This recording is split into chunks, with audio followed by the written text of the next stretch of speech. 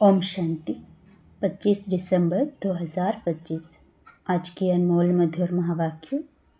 आज बाबा ने कहा, मीठे बच्चे, तुम बहुत समय के बाद फिर से बाप से मिले हो, इसलिए तुम बहुत बहुत सिकिलधे हो। आज का प्रश्न, अपनी स्थिति को एक रस बनाने का साधन क्या है? उत्तर, सदा याद रखो जो सेकंड पास हुआ ड्रामा कल्प पहले भी ऐसे ही हुआ था। अभी तो निंदा स्तुति मान अपमान सब सामने आना है। इसलिए अपनी स्थिति को एक रस बनाने के लिए पास्ट का चिंतन मत करो। ओम शांति। रूहानी बच्चों प्रति रूहानी बाप समझा रहे हैं। रूहानी बाप का नाम क्या है? शिव बाबा। वह सब रूहों का बाप है। सब रूहानी बच्चों का नाम क्या है? आत्मा। जीव का नाम पड़ता है, आत्मा का नाम वही रहता है।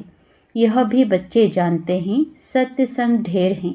यह है सच्चा सच्चा सत का संग, जो सत्य बाप राजयोग सिखाकर हमको सतयुग में ले जाते हैं। ऐसे और कोई भी सत्संग व पाठशाला नहीं हो सकती है। यह भी तुम बच्चे जानते हो। सारा सृष्टि चक्र तुम बच्चों की बुद्धि में है। तुम बच्चे ही स्वदर्शन चक्रधारी हो। बाप बेट समझाते हैं यह सृष्टि चक्र कैसे फिरता है। किसको भी समझाओ तो चक्र के सामने खड़ा करो। अब तुम इस तरफ जाएंगे। बाप जीव आत्माओं को कहते हैं अपने को आत्मा समझो। यह नई बात नहीं, जानते हो, कल्प कल्प सुनते हैं, अब फिर से सुन रहे हैं। तुम्हारी बुद्धि में कोई भी देहधारी बाप टीचर गुरु नहीं है। तुम जानते हो विदेही शिव बाबा हमारा टीचर गुरु है, और कोई भी सत्संग आदि में ऐसी बात नहीं करते होंगे। मधुबन तो यह एक ही है। वो फिर एक मधुबन वृंदावन में दिखाते हैं। वह भक्ति मार्ग में मनुष्यों ने बैठ बनाए हैं। प्रैक्टिकल मधुबन तो यह है। तुम्हारी बुद्धि में है कि हम सतयुग त्रेता से लेकर पुनर्जन्म लेते लेते अभी संगम पर आकर खड़े हुए हैं। पुरुषोत्तम बनने के लिए हमको बाप ने आकर स्मृति दिलाई है। 84 जन्म कौन और कैसे लेते हैं वह भी तुम जानते हो। मनुष्य तो सिर्फ कह देते हैं, समझते कुछ नहीं। बाप अच्छी रीति समझाते हैं। सतयुग में सतो प्रधान आत्माएं थी, शरीर भी सतो प्रधान थे। इस समय तो सतयुग नहीं है, यह है कलयुग। गोल्डन एज में हम थे, फिर चक्र लगाकर पुनर्जन्म लेते लेते हम आयरन एज में आ गए। फिर से चक्र जरूर लगाना है। अभी जाना है अपने घर। तुम सिकिलधे बच्चे हो ना। सिकिलधे उनको कहा जाता है जो गुम हो जाते हैं, फिर बहुत समय के बाद मिलते हैं। तुम 5000 वर्ष के बाद आकर मिले हो। तुम बच्चे ही जानते हो। यह वही बाबा है जिसने 5000 वर्ष पहले इस सृष्टि चक्र का हमको ज्ञान दिया था, स्वदर्शन चक्रधारी बनाया था। अभी फिर से बाप आकर मिले हैं जन्म सिद्ध अधिकार देने के लिए। यहाँ बाप रियलाइज कराते हैं, इसमें आत्मा के 84 जन्मों की भी रियलाइजेशन आ जाती है। यह सब बाप बेट समझाते हैं, जैसे 5000 वर्ष पहले भी समझाया था। मनुष्य को देवता या कंगाल को सिरताज बनाने के लिए। तुम समझते हो हमने 84 पुनर्जन्म लिए हैं। जिन्होंने नहीं लिए हैं वह यहाँ सीखने के लिए आएंगे भी नहीं। कोई थोड़ा समझेंगे। नंबरवार तो होते ही ना। अपने अपने घर गृहस्थ में रहना है। सब तो यहाँ नहीं आकर बैठेंगे। रिफ्रेश होने वो आएंगे जिनको वो बहुत अच्छा पद पाना होगा। कम पद वाले जास्ती पुरुषार्थ भी नहीं करेंगे। यह ज्ञान ऐसा है, थोड़ा भी पुरुषार्थ किया तो वह व्यर्थ नहीं जाएगा। सज़ा खाकर आ जाएंगे। पुरुषार्थ अच्छा करते तो सज़ा भी कम होती। याद की यात्रा बिगर विकर्म विनाश नहीं होंगे। यह तो घड़ी घड़ी अपने को याद कराओ।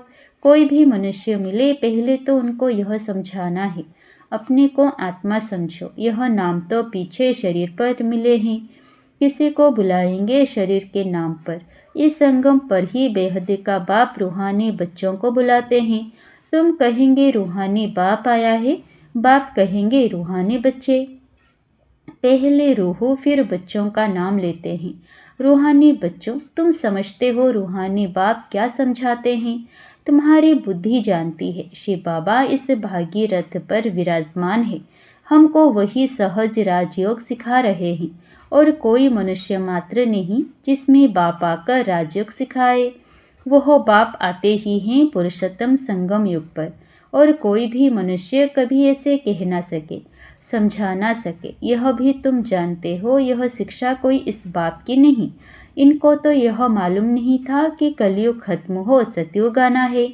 इनका अब कोई देहधारी गुरु नहीं है, और तो सब मनुष्य मात्र कहेंगे हमारा फलाना गुरु है, फलाना ज्योति ज्योत समाया। सबके देहधारी गुरु हैं, धर्म स्थापक भी देहधारी हैं। यह धर्म किसने स्थापन किया? परमपिता परमात्मा त्रिमूर्ति शिव बाबा ने ब्रह्मा द्वारा स्थापन किया है। इनके शरीर का नाम ब्रह्मा है। क्रिश्चियन लोग कहेंगे क्राइस्ट ने यह धर्म स्थापन किया। वह तो देहधारी है, चित्र भी है। इस धर्म के स्थापक का चित्र क्या दिखाएंगे? शिव का ही दिखाएंगे। शिव के चित्र भी कोई बड़े कोई छोटे बनाते हैं। है तो वह बिंदी ही, नाम रूप भी है परंतु अव्यक्त है। इन आँखों से ही नहीं देख सकते। शिव बाबा तुम बच्चों को राज्य भाग्य देकर गए हैं, तब तो याद करते हैं ना। शिव बाबा कहते हैं मनमना भव, मुझे एक बाप को याद करो, किसी की स्तुति नहीं करनी है। आत्मा की बुद्धि में कोई देह याद ना आए, यह अच्छी रीति समझने की बात है। हमको शिव बाबा पढ़ाते हैं, सारा दिन यह रिपीट करते रहो। शिव भगवान वाच, पहले पहले तो अल्फ ही समझना पड़े। यह पक्का नहीं किया और बेते बताई तो कुछ भी बुद्धि में बैठेगा नहीं। कोई कह देते यह बात तो राइट है, कोई कहते इसे समझने में तो टाइम चाहिए, कोई कहते विचार करेंगे। किस्म किस्म के आते हैं। यह है नई बात। परमपिता परमात्मा शिव आत्माओं को बैठ पढ़ाते हैं। विचार चलता है, क्या करें जो मनुष्यों को यह समझ में आ जाए। शिव ही ज्ञान का सागर है। आत्मा को ज्ञान का सागर कैसे कहते हैं जिसको शरीर ही नहीं है? ज्ञान का सागर है तो जरूर कभी ज्ञान सुनाया है, तब तो उनको ज्ञान सागर कहते हैं। ऐसे ही क्यों कहेंगे? कोई बहुत पढ़ते हैं तो कहा जाता है यह तो बहुत वेद शास्त्र पढ़े हैं, इसलिए शास्त्री अथवा विद्वान कहा जाता है। बाप को ज्ञान का सागर अथॉरिटी कहा जाता है। जरूर होकर गए हैं। पहले तो पूछना चाहिए अभी कलयुग है या सतयुग, नई दुनिया है या पुरानी दुनिया। एम ऑब्जेक्ट तो तुम्हारे सामने खड़ा है। यह लक्ष्मी नारायण अगर होते तो उन्हों का राज्य होता। यह पुरानी दुनिया कंगालपना ही नहीं होता। अभी तो सिर्फ इन्हों के चित्र हैं, मंदिर में मॉडल्स दिखाते हैं, नहीं तो उन्हों के महल बगीचे आदि कितने बड़े बड़े होंगे। सिर्फ मंदिर में थोड़े ही रहते होंगे। प्रेसिडेंट का मकान कितना बड़ा है। देवी देवता तो बड़े बड़े महलों में रहते होंगे, बहुत जगह होगी, वहाँ डरने आदि की बात ही नहीं होती।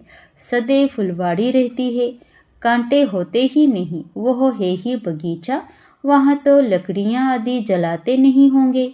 लकड़ियों में धुआं होता है तो दुख फील होता है। वहाँ हम बहुत थोड़े टुकड़े में रहते हैं, पीछे वृद्धि को पाते जाते हैं। बहुत अच्छे अच्छे बगीचे होंगे, खुशबू आदि रहेगी, जंगल होगा ही नहीं। अभी फीलिंग आती है, देखते तो नहीं है। तुम ध्यान में बड़े बड़े महल आदि देख आते हो, वह तो यहाँ बना नहीं सकते। साक्षात्कार हुआ फिर गुम हो जाएगा। साक्षात्कार किया तो है ना। राजाएं प्रिंस प्रिंसेस होंगे, बहुत रमणीक स्वर्ग होगा। जैसे यहाँ मैसूर आदि रमणीक हैं, ऐसे वहाँ बहुत अच्छी हवाएं लगती रहती है, पानी के झरने बहते रहते हैं। आत्मा समझती है हम अच्छी अच्छी चीज़ें बनाएं। आत्मा को स्वर्ग तो याद आता है ना। तुम बच्चों को रियलाइज़ होता है क्या क्या होगा, कहाँ हम रहते होंगे। इस समय यह स्मृति रहती है। चित्रों को देखो, तुम कितने खुशनसीब हो, वहाँ दुख की कोई बात नहीं होगी। हम तो स्वर्ग में थे, फिर नीचे उतरे, अब फिर स्वर्ग में जाना है। कैसे जाएं? रस्सी में लटक कर जाएंगे क्या? हम आत्माएं तो रहने वाली हैं शांति धाम की। बाप ने स्मृति दिलाई, अब तुम फिर देवता बन रहे हो और दूसरों को बना रहे हो। कितने घर बैठे भी साक्षात्कार करते हैं। बांधलियों ने कभी देखा थोड़े ही है कैसे आत्मा को उछलाती है। अपना घर नज़दीक आने से आत्मा को खुशी होती है। समझते हैं बाबा हमको ज्ञान देकर श्रृंगारने आए हैं। आखिरी एक दिन अखबारों में भी पड़ेगा। अभी तो स्तुति, निंदा, मान, अपमान सब सामने आता है। जानते हैं कल्प पहले भी ऐसे हुआ था। जो सेकंड पास हो गया उसका चिंतन नहीं करना होता। अखबारों में कल्प पहले भी ऐसे पड़ा था। फिर पुरुषार्थ किया जाता है। हंगामा तो जो हुआ था सो हो गया। नाम तो हो गया ना, फिर तुम रिस्पॉन्ड करते हो। कोई पढ़ते हैं, कोई नहीं पढ़ते हैं। फुर्सत नहीं मिलती और कामों में लग जाते हैं। अभी तुम्हारी बुद्धि में है यह बेहद का बड़ा ड्रामा है। टिक टिक चलती रहती है, चक्र फिरता रहता है। एक सेकंड में जो पास हुआ फिर 5000 वर्ष बाद रिपीट होगा। जो हो गया सेकंड बाद ख्याल में आता है। यह भूल हो गई, ड्रामा में नूंद गया। कल्प पहले भी ऐसे ही भूल हुई थी, पास्ट हो गई। और फिर आगे के लिए नहीं करेंगे, पुरुषार्थ करते रहते हैं। तुमको समझाया जाता है घड़ी घड़ी यह भूल अच्छी नहीं है, यह कर्म अच्छा नहीं है, दिल खाती होगी, इससे यह खराब काम हुआ।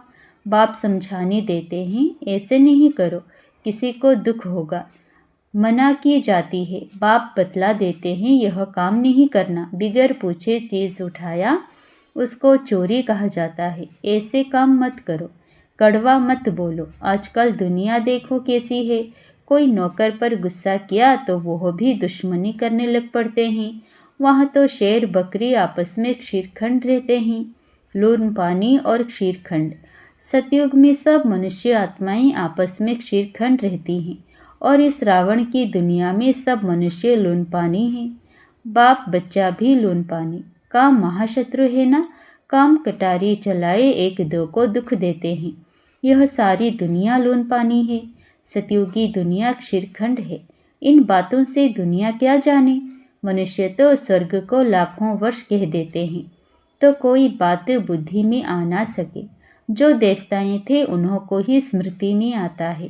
तुम जानते हो यह देवता सतयुग में थे। जिसने 84 जन्म लिए हैं वही फिर से आकर पढ़ेंगे और कांटों से फूल बनेंगे। यह बाप की एक ही यूनिवर्सिटी है। इनकी ब्रांचेस निकलती रहती है। खुदा जब आएगा तब उनके खिदमतगार बनेंगे, जिनके द्वारा खुद खुदा राजाई स्थापन करेंगे।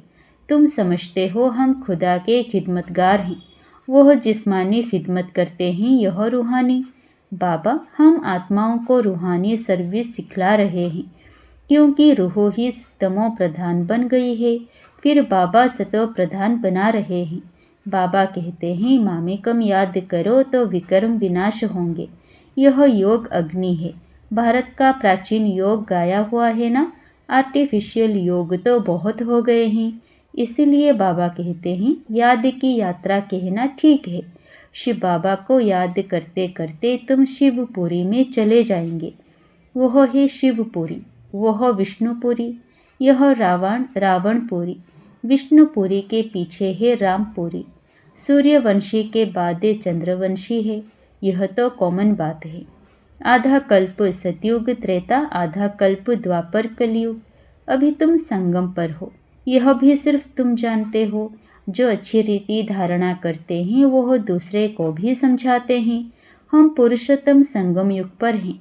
यह किसी की बुद्धि में याद रहे तो भी सारा ड्रामा बुद्धि में आ जाए, परंतु कलयुगी देह के संबंधी आदि याद आते रहते हैं।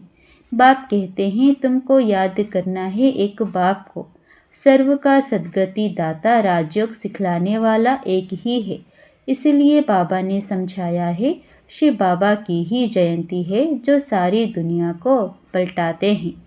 तुम ब्राह्मण ही जानते हो। अभी हम पुरुषोत्तम संगम युग पर हैं।